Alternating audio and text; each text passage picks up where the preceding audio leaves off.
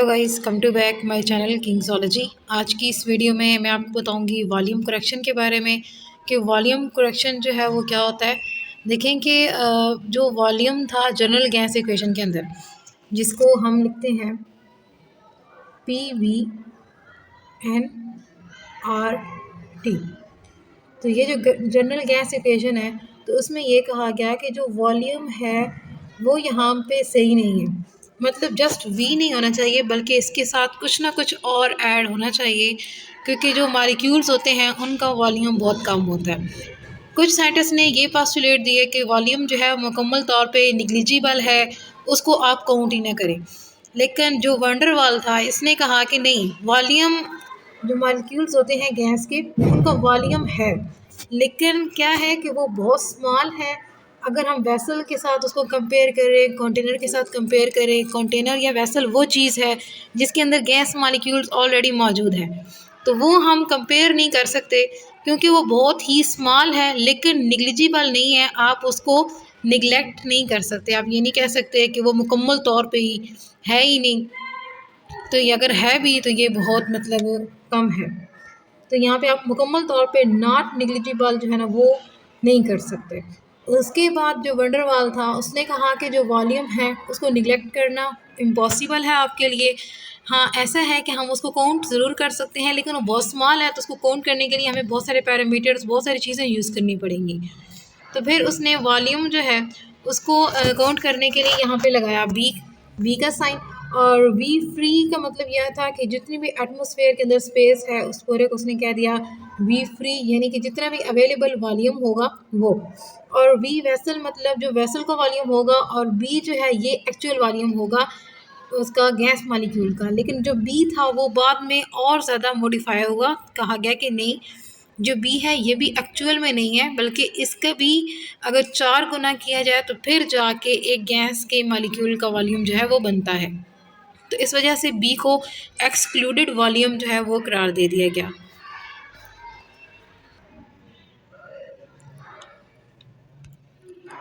जो पीछे इक्वेशन थी उसमें जो वी फ्री है वो अवेलेबल वॉल्यूम है, वी वेसल जो है वो वॉल्यूम ऑफ वेसल है, जो बी है वो वॉल्यूम ऑफ गैस मॉलिक्यूल है, या हम इसको कह सकते हैं एक्सक्लूडेड वॉल्यूम। एंड उसमें जो बी है, बी हमने ये कहा कि जो बी है वो एक्चुअल वॉल्यूम उसका नहीं है, हम उसको किसी तरीके से भी एक्चुअल वॉल्यूम के इक्वल नहीं कर सकते, बल्कि ये तो अगर 4 टाइम करें इसको, अगर हम 4 टाइम करेंगे तो फिर जाके उसको 4 टाइम अगर कैलकुलेट करेंगे तो तब जाके हमारे पास एक्चुअल वॉल्यूम निकलेगा, और ये 4 टाइम होगा गैस मॉलिक्यूल के। तो बी जो है वो इक्वल होगा 4 VM। तो VM जो है वो एक्चुअल वॉल्यूम है, और इसको हम कहेंगे कि ये क्या है, ये 1 मोल गैस मॉलिक्यूल का जो वॉल्यूम है ना, एक्चुअल वॉल्यूम, उसको हम VM कह रहे हैं। और अगर इसको 4 टाइम करेंगे तो तब हमारे पास B बनेगा, जो कि एक्सक्लूडेड वॉल्यूम है। यहाँ पे हमारे पास हो गई थी वॉल्यूम की करेक्शन, और उसके बाद नेक्स्ट जो है वो प्रेशर की करेक्शन की गई थी। प्रेशर की करेक्शन स्टार्ट हुई। तो जो प्रेशर की करेक्शन है, इसमें सबसे पहले ये देखा गया कि हम कहते हैं कि प्रेशर जो है वो उनमें कहा गया कि फोर्स ऑफ अट्रैक्शन नहीं होती मॉलिक्यूल्स में, जो प्रेशर है वो भी नहीं होता। लेकिन ऐसा नहीं था, फिर प्रेशर की भी करेक्शन की गई थी कि फोर्स ऑफ अट्रैक्शन होती है। देखिए कि अगर आपके पास एक मॉलिक्यूल है ए, ठीक है, तो अगर इस तरह ए मॉलिक्यूल है, उसको चारों तरफ से फोर्स लग रही है किसी भी मॉलिक्यूल बी की, तो उससे क्या होगा कि ये सारी, ये इधर कैंसिल हो जाएंगी और ये इधर कैंसिल हो जाएंगे, जिस वजह से फोर्स ऑफ अट्रैक्शन ख़त्म कर दी। लेकिन ऐसा भी तो हो सकता है कि अगर मॉलिक्यूल जो है वो मूव करके चला जाए किसी और लोकेशन पे, तो जैसे कि तो यहाँ पे अभी हमने करनी थी प्रेशर करेक्शन।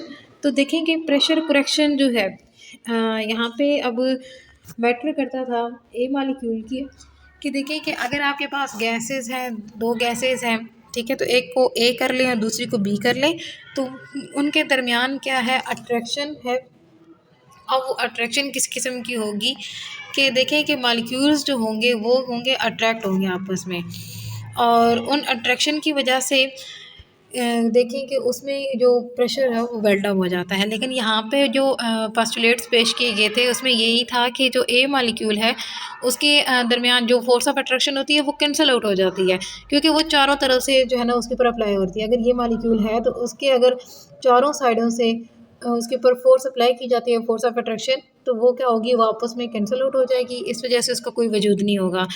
तो डेट्स वाई कि इसको फिर चेंज किया गया था कि नहीं, ऐसा नहीं हो सकता कि अगर इस फॉर्म में है फिर तो ये हो गई कैंसिल, लेकिन अगर इस फॉर्म में है तो फिर ये कैंसिल नहीं होगी। इस फॉर्म में क्या है कि देखें जो ए मॉलिक्यूल है वो वॉल के साथ लगा हुआ है, और इस साइड पे क्या है कि यहाँ पे जो बी है वो उसको पुल कर रहे हैं अपनी तरफ। इस वजह से force of attraction between A and B वो बहुत ज़्यादा है, लेकिन ए एंड वॉल के दरमियान कोई फोर्स नहीं है, फोर्स ऑफ अट्रैक्शन नहीं है। यानी फोर्स ऑफ अट्रैक्शन वॉल के दरमियान जो है या वॉल के ऊपर कोई काम नहीं कर रही, लेकिन जो फोर्स ऑफ अट्रैक्शन है वो मॉलिक्यूल्स के दरमियान है, जो कि बी मॉलिक्यूल्स के दरमियान है, बी और ए के दरमियान है, लेकिन ए और वॉल के दरमियान में नहीं है। तो अभी हमने ये देखना है कि प्रेशर को हम कैसे ऑब्ज़र्व कर सकते हैं। तो प्रेशर अगर आप ऑब्ज़र्व करना चाहते हैं वॉल के ऊपर, तो ये देखें P I and P dash. P जो है वो पूरा प्रेशर ऑब्ज़र्व जो आपने किया, और पी आई जो है वो एक्चुअल प्रेशर है, लेकिन पी डैश जो है वो अमाउंट ऑफ, हम कहते हैं प्रेशर है, टोटल अमाउंट ऑफ जो प्रेशर है ना उसको हम पी डैश कहते हैं। अब टोटल अमाउंट ऑफ प्रेशर हम काउंट करेंगे कि कौन सा प्रेशर है, किस तरह से लगा, उस सारे को हमने फाइंड करना होगा, यानी कि पी आई जो है वो हमने फाइंड करना है। तो यहाँ पे हम क्या करेंगे कि एक्चुअल प्रेशर को अगर हम देखना चाहते हैं कि एक्चुअल प्रेशर कितना है, तो इस वजह से हम उस इक्वेशन को क्या करेंगे, थोड़ा चेंज करेंगे। पी आई को एक साइड पे ले आएंगे, पी डैश और पी को दोनों को एक साइड पे ले आएंगे, और दरमियान में जो माइनस का साइन है वो प्लस में कन्वर्ट हो जाएगा। इस वजह से पी डैश प्लस पी हमारे पास आ जाएगा।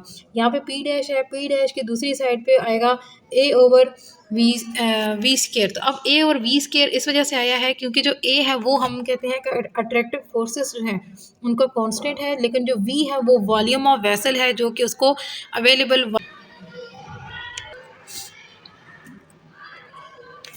तो इसको हम प्रेशर करेक्शन में हमने क्या करना है कि अब इसको प्रूव करना है कि ये वाकई में ठीक भी है भी या नहीं। तो देखें कि यहाँ पे हम पी डैश फाइंड करना चाहते हैं, यानी कि अमाउंट ऑफ प्रेशर जो है ना उसको फाइंड करना चाहते हैं। तो पी डैश जो है इसको डिटरमाइन करने के लिए हम क्या करेंगे, अट्रैक्टिव फोर्सेस जो हैं मॉलिक्यूल्स की उनको देखेंगे।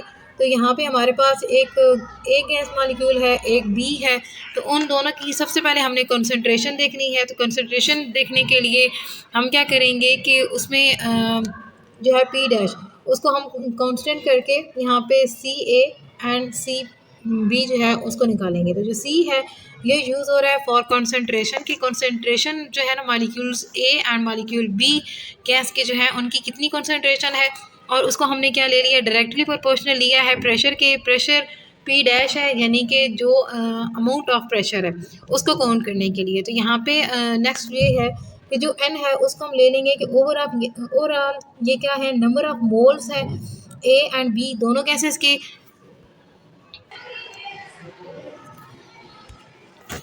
तो यहाँ पे जो हम वी यूज़ करेंगे वो हमारे लिए आएगा volume of gas molecule A and B दोनों के लिए वी यूज़ करेंगे। पी डैश जो है वो डायरेक्टली प्रोपोर्शनल हो जाएगा N over B and N over B. N over B एक जो है वो ए के लिए यूज़ होता है और एक जो है वो बी के लिए। तो यहाँ पे अभी हम क्या करेंगे कि इन दोनों का ये दरमियान में जो डॉट है इट्स मीन के हम इन दोनों को कंबाइन करेंगे, मल्टीप्लाई करेंगे, तो एन स्केयर आ जाएगा और नीचे वी स्केयर आ जाएगा। दरमियान में डायरेक्टली प्रोपोर्शनल का साइन है, प्रोपोर्शन का साइन है। प्रोपोर्शन के साइन को ख़त्म करने के लिए यहाँ पे हम लेंगे कांस्टेंट ए जो है उसको हम यहाँ पे यूज़ करेंगे। तो इस तरह हमारे पास आ जाएगा पी डैश जो है वो ए एन स्केयर और साथ में वी स्केयर आ जाएगा। तो जो हमारे पास पहली इक्वेशन थी प्रेशर की, P I equal P dash plus P, तो इसमें हमने जो पी डैश है इसकी जगह A N square over V square जो है ना उसको लगा देना है। तो हमारे पास ये प्रेशर जो है वो करेक्ट हो गया, यानी एक्चुअल प्रेशर जो है उसके लिए हमें A N square over V square plus P जो है वो हमें चाहिए होगा, तब जाके हमारा प्रेशर जो है वो करेक्ट होगा।